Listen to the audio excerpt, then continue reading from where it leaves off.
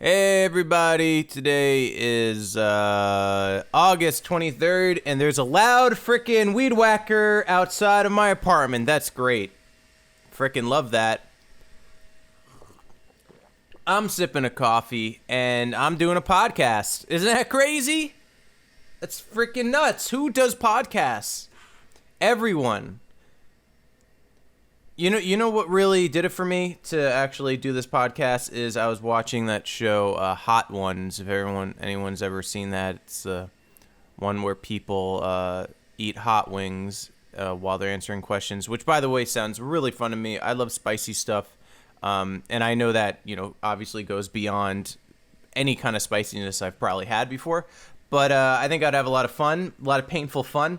Anyways, they had Stone Cold Steve Austin on, and he has a podcast. Stone Cold Steve Austin has a podcast, guys. Sorry about the slurping. I don't really have like a when people like real professionals, which I'm not saying I'm not, but real professionals that do podcasts, they kind of have they have like a cough button. So like if I wanted to take a sip of something, I'd hit the button. And then you want to hear it, and you don't hear it. You don't have to listen though.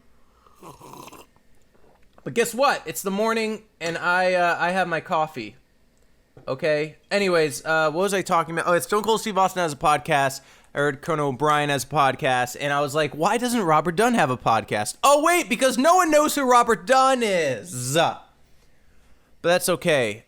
I figured, all the time I spend talking to myself, why not hit the record button and have the whole world listen to it? And by the whole world, I mean maybe the 3 friends that support me. Look, I really gotta stop talking myself down. Everyone's gonna listen to this. Everyone's gonna love it. They're gonna be like, wow, Robert, why don't you do more podcasts? Can you do 2 a day? So I was watching Hot Ones, and I don't know if anyone's seen that show, but there is one particular hot sauce that I want to try. And it is called Da Bomb hot sauce. And if you've ever watched the show, everyone is usually flying by those hot sauces until they get to this one particular hot sauce. And I want to check to see, can I buy this thing off of Amazon? And will I regret it if I actually buy it? Oh, would you look at that? It's only $8. $8 to ruin my mouth. I think people could spend a lot less. But yeah, so it's kind of why Stone Cold Steve Austin gave birth to this podcast, and so that's what I'm doing. It's also like another creative outlet, if you will, because I just deal with so much stress, and I just need some kind of creative outlet, because otherwise. No, you know what? If I don't start doing a podcast or something, I mean, I'm always writing and trying to make magic happen with film. But if I don't do something like this, I'm gonna end up trying to become a rapper or something, which is something we do not want. Or maybe we do. Maybe I should try it. Maybe I should try rapping. Maybe I should try rapping. Sorry, I'm just looking at this. Oh, I can pair Da Bomb, Insanity hot sauce, and Zombie Apocalypse hot sauce bundle, $35. That's nice. And would anyone be down? Anyone who knows me personally, would anyone be down to eat some hot wings with Da Bomb sauce on it? Because for me personally, I think that'd be that'd be fun times. I don't know. I think that'd be fun. It's a big bottle of hot sauce, too, and there's no way I'm going to be able to get through it, and it'd be a waste, really, just to sadly torture myself with hot wings by myself with no one else around. That wouldn't be fun. So, yeah, thanks for coming to my podcast where I talk about hot sauce. Anything's up for grabs. I don't really have anything to go off of. So, if anyone wants to send me questions, fan mail, I'd be down to take a look. But in the meantime, what am I up to? What is Robert up to? Well, I'm trying to get a short film off the ground. which is coming along good. I can't really complain. And yeah, so that's happening. And what happens when you make a short film? You put in some festivals, and then you go to these festivals, and I mean, you're bound to win something, right? Because I've had friends that had some short films, some good, some questionable, and all of them win stuff. All of them win. I don't know if this is a participation. Sorry, I'm adjusting a mic. I don't know if this is just a participating and then you automatically get a win or what, but I swear every single short film that any friend has ever made ever has won something. So I'm kind of doing it as a way to feel like I'm doing something. Does that make sense? But I'm not just writing something, oh, it's two people in the park talking about a breakup and hopefully it just wins an award. I'm really trying to make a good film here, but that's just the short film world. I've been to these festivals and screenings for short films and seen some good ones and seen some really bad ones, but I swear all of them win. Now, saying that, I would be really sad if mine didn't win anything. I'm not saying it has to be the best, it has to win like best short film. If that's even a category, I don't even know the categories for short films. But I don't know. It would be nice to win like best crafty on set, something like that. I don't know. Did they make trophies for stuff like that? Best wardrobe. I don't know. I don't know how it goes. I don't know how short films go. I actually do have an award for a web series. This is not to boast myself, by the way. But to continue on of how amazing I am, no, just as an example of like winning something for, which seems like nothing, is I did this Batman parody series. And that won Best Writing. So I didn't even go to that festival. I didn't even know it was going on. A friend of mine just told me, he's like, oh yeah, we won like Best Writing. And I'm like, all right. But part of me was like it's, I helped write it. Like I'm not talking it down by any means. I liked it. It was funny, blah, blah, blah. But I was kind of curious of like, okay, well, what were the other ones? If the Batman parody web series won, what were the ones that lost? Were there other parodies? Were we the only ones that were parodying Batman? And that is forever on my IMDb, and that it's whatever it says. I won a writing award, which is I don't have anything to prove it other than it being on the site. But I didn't get a trophy, nothing. But, at the end of the day, that's not really what you make these films for.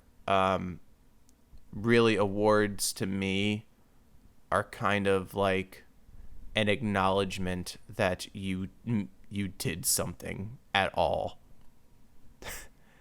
That you are not someone who, that you are not someone who just talks about making stuff. Like, okay, so I don't know any other actors out there who have done background work, but God, I can go on about background work forever.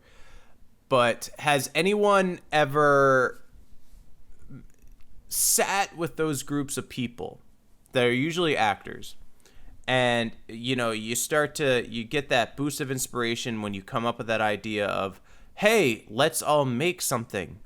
Let's all come together and let's make something. All of us, all the whole groups, and you get a group together, and it's like, yeah, we'll all film something, and it'll be great.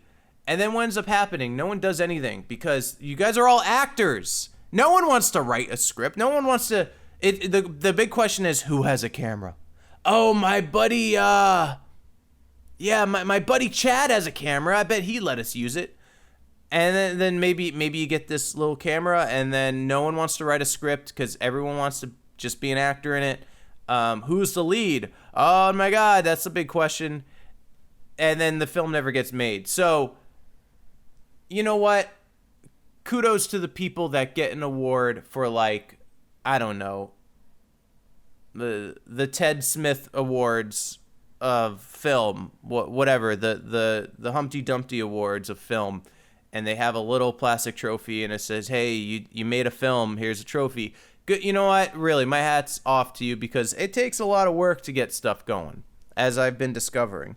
You would think in a town, and I'm really not trying to rant here. It's just, this is just how it is, and it's not something I can really complain about. It's, again, just kind of how it is out here, where you are in a town full of people that are, inspired to work on artistic pieces and want to come together and collaborate.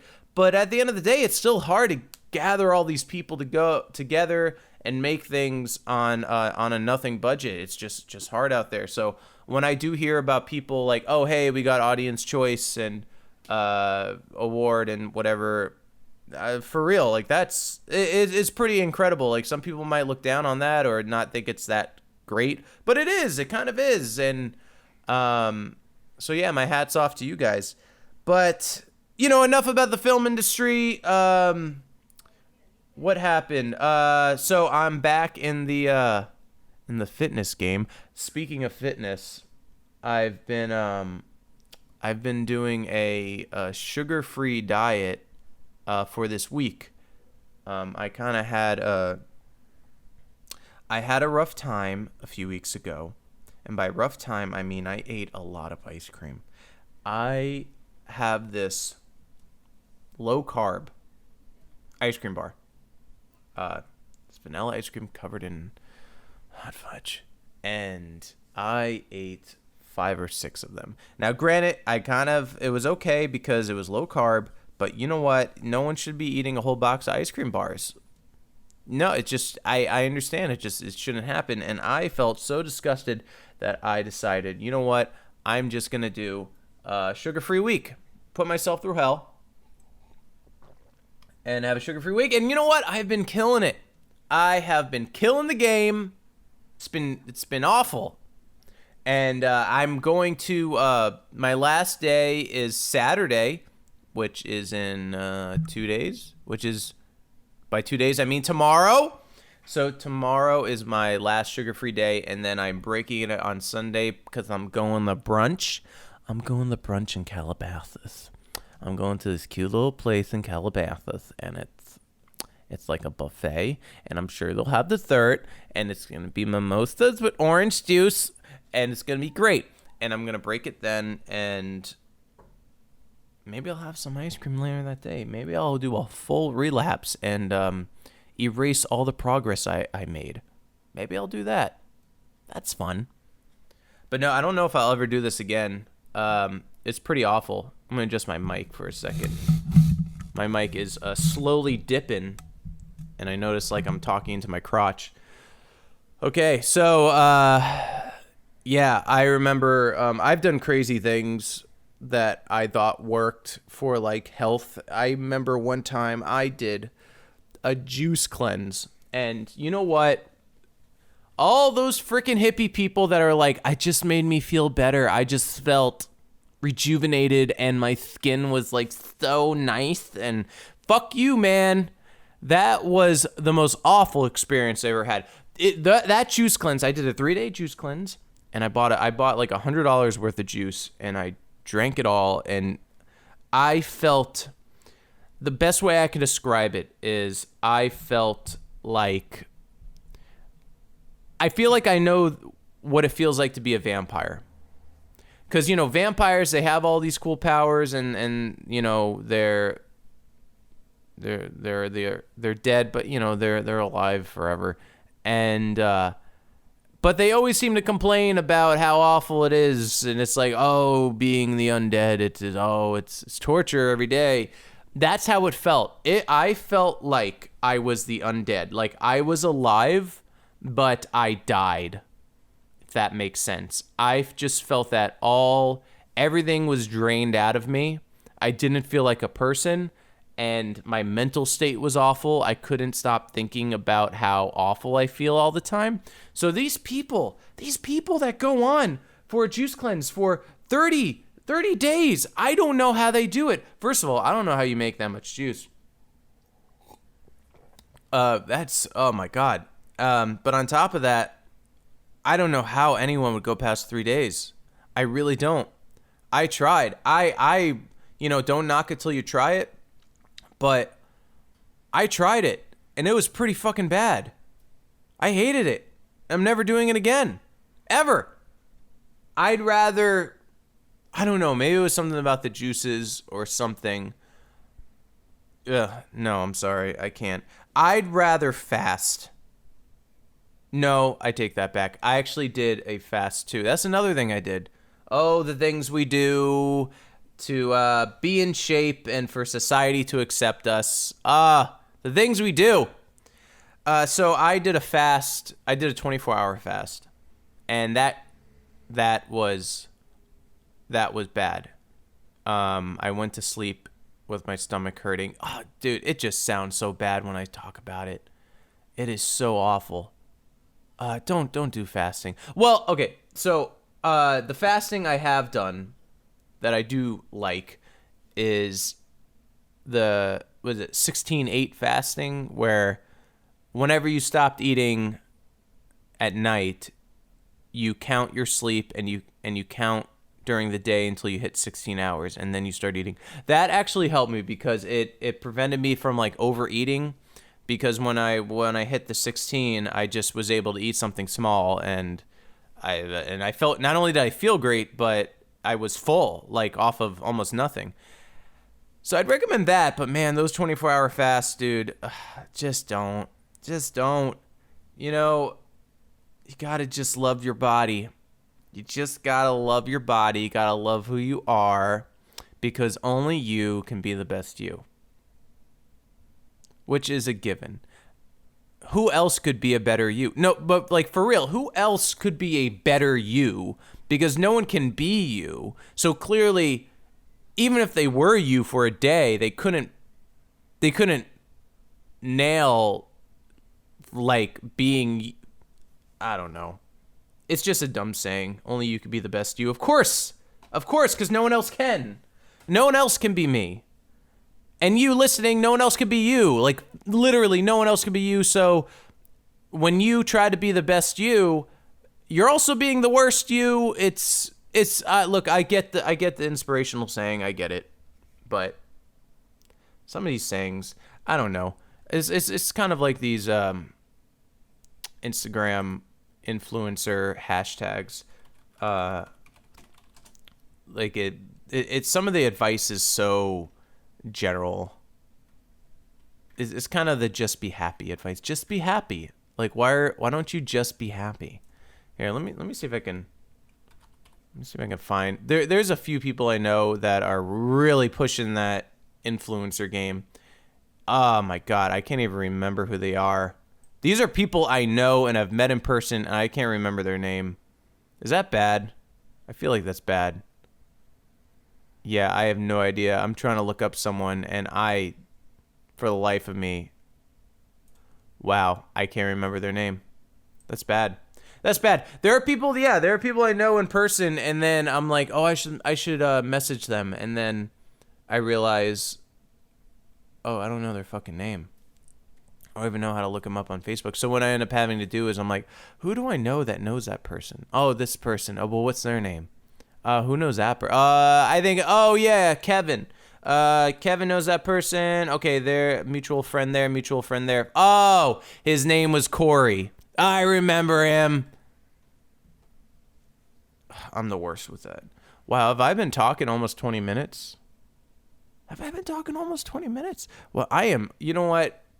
If I could give an award to you, the listener, for listening to this, I would. This is great. Thanks for sticking around. So yeah, so this thing doesn't go on an hour. I'm gonna cut it short today. I don't know. This was just kind of a trial run. Who knows if I'll even upload it. But wanted to just see how it felt, and you know what? It felt very, it felt very plastic. I'll admit, it felt very. I think if I continue doing this, I'll be more relaxed with it. It felt very. I have to be on. Does that make sense? I have to be on.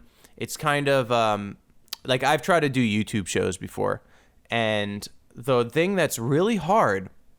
And the thing that's really hard to get past is, especially when you're just starting out, it's hard to get past the being on moment.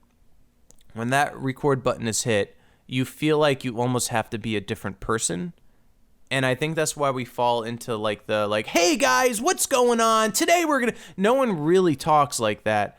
And because you have to be on, you feel like you have to be someone else. And that's something I really try to avoid, but it's hard because you almost don't want to show your true side, because your true side, I think for most of us, is probably more boring than the person that we're portraying. That we're the person that the on person is more interesting than who we really are, and I think I'd still rather just be the real person. So that's just something to get used to. Anyways, I'm done talking about my insecurities. Thank you for listening, and hope to see you again. So, I don't really have a catchy phrase to leave, so I'll just say goodbye.